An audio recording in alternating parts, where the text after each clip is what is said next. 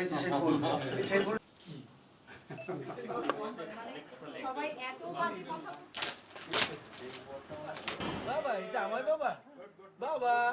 গত ২৭ তারিখে মাননীয় প্রধানমন্ত্রী জনাব তারেক রহমান উনি আপনাদের যশোরে এসেছিলেন।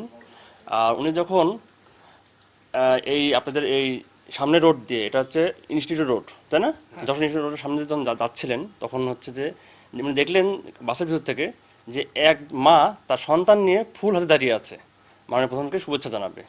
এই বিষয়টা উনি বাসের ভিতরে দেখেছেন এবং অত দ্রুত বাসটা থামিয়ে দেন এবং উনি নিজে বাস থেকে নেমে আসেন। নেমে এসে সেই নীলিমা মানে যে মা তার সন্তান সহ দাঁড়িয়ে আছে ফুল নিয়ে, সেই মায়ের সাথে দেখা করেন, সাক্ষাৎ করেন। আচ্ছা, এটা হচ্ছে এমন একটা বিষয় হলো যে মনে করেন সবার সামনে মানে একজন মা দাঁড়িয়ে আছে আর মাননীয় প্রধানমন্ত্রী বাস থেকে নেমে আসলেন। এটা একটা অভাবনীয় দৃশ্য, এরকম দৃশ্য খুব বিরল। আর ওনার যে শিশুদের প্রতি যে একটা ভালোবাসা, সেই ভাবটা এখানে প্রকাশ পেয়েছে।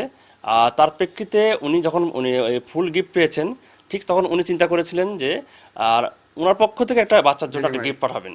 আর তার প্রেক্ষিতেই উনি আমাদের তার ব্যক্তিগত তার অতিরিক্ত প্রেস সচিব আতিকুর রহমান ভাইকে নির্দেশ দেন এবং তার নির্দেশে আমরা বিএনপি পরিবার পক্ষ থেকে আজকে আমরা এসেছি সেই নীলিমা আপু এবং তার সন্তানকে দেখার জন্য এবং মাননীয় প্রধানমন্ত্রী তারেক রহমানের পক্ষ থেকে একটা উপহার দেওয়ার জন্য। এই অভিব্যক্তি এক কথায় প্রকাশ করার মতো না। আর এই যে আজকে প্রধানমন্ত্রীর তরফ থেকে আমার সন্তানের জন্য উপহার আসলো, এতটা সম্মান, এতটা প্রাপ্তি, এই কোনো কিছুর যোগ্যই আমরা না। আমি খুবই নগণ্য একজন মানুষ, আমাদের পরিবার, এটা আমাদের জন্য অন্যরকম একটা সম্মান, অন্যরকম প্রাপ্তি আমার সন্তানের জন্য। এটা কোনোভাবে বলে ব্যক্ত করার মতো না। উনি যে সেদিন বাস থেকে নেমে এসেছেন, এটা পরিপূর্ণ ওনার ভেতরের যে একটা সফট কর্নার, সেখান থেকে উনি আমার সন্তানকে দেখে নেমে এসেছে। এখানে আমাদের কোনো যোগ্যতা, আমাদের কোনো ক্রেডিট কিছুই নেই। আমরা কল্পনাই করিনি যে উনি বাংলাদেশের প্রধানমন্ত্রী বাস থেকে নেমে আসবেন।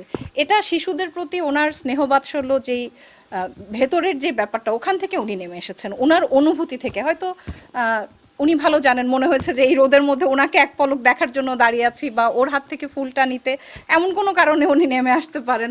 আমি এটা কোনোভাবেই, আমরা কেউই কল্পনা করিনি যে আসলেই প্রধানমন্ত্রী উনি নেমে আসবেন। আমি ফুলটা নিয়ে দাঁড়িয়েছিলাম যে একটু ফুলটা নাড়াবো, উনি হয়তো একটু দেখবেন, একটু বাস থেকে উকি দেবেন, আমরা ওনাকে দেখতে পারবো। তো এতটা পাবো, এতটা পাওয়া, এটা কিভাবে কি হলো আল্লাহ ভালো জানেন।